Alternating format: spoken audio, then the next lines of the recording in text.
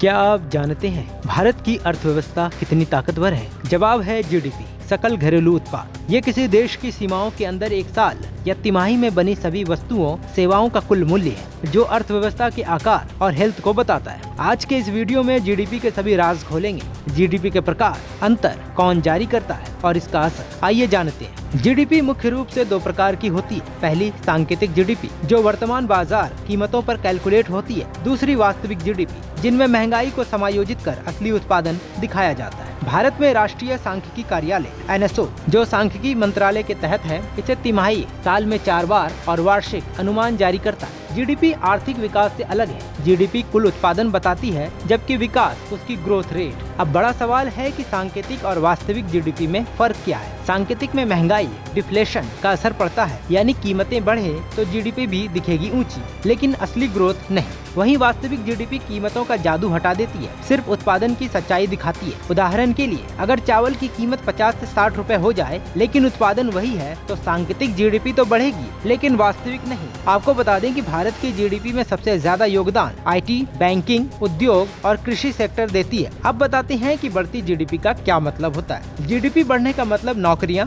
आय, tax, निवेश बढ़ना, और घटने का मतलब है बेरोजगारी, कमाई गिरना, निवेशक भागना। महंगाई सांकेतिक को फुलाती है, लेकिन वास्तविक सच्चाई दिखाती है, इसलिए विश्लेषक इसे पसंद करते हैं। प्रति व्यक्ति जीडीपी औसत नागरिक उत्पादन बताती है, लेकिन जीवन स्तर, गरीबी, शिक्षा, स्वास्थ्य पूरी तरह नहीं। सरकारी नीतियाँ जैसे टैक्स, ब्याज, खर्च इसे सीधे प्रभावित करती है। ऐसे में ये कहना गलत नहीं होगा कि जीडीपी सिर्फ नंबर नहीं, देश की ताकत है। भारत की जीडीपी $5 ट्रिलियन का लक्ष्य अब वित्तीय वर्ष 2028-29 तक पूरा होने की उम्मीद है। पहले ये लक्ष्य 2027-28 में था, लेकिन अंतर्राष्ट्रीय मुद्रा कोष (IMF) के हालिया अनुमान के अनुसार ये 1 साल बाद होगा। IMF की रिपोर्ट के मुताबिक भारत वित्तीय वर्ष 2025-26 में $4 ट्रिलियन का आंकड़ा पार कर लेगा और फाइनेंशियल ईयर 28 में लगभग $4.96 ट्रिलियन तक पहुँचने का अनुमान है, जो 5 ट्रिलियन से थोड़ा कम है।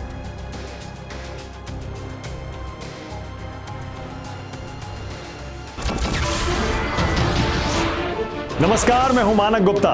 अगर आपको हमारा ये वीडियो पसंद आया हो तो इसे लाइक और शेयर जरूर करें, और हाँ, हमें सब्सक्राइब और फॉलो करना ना भूलें, ताकि आप देश और दुनिया की कोई खबर मिस ना करें। तो जुड़े रहिए हमारे साथ और देखते रहिए न्यूज़ 24।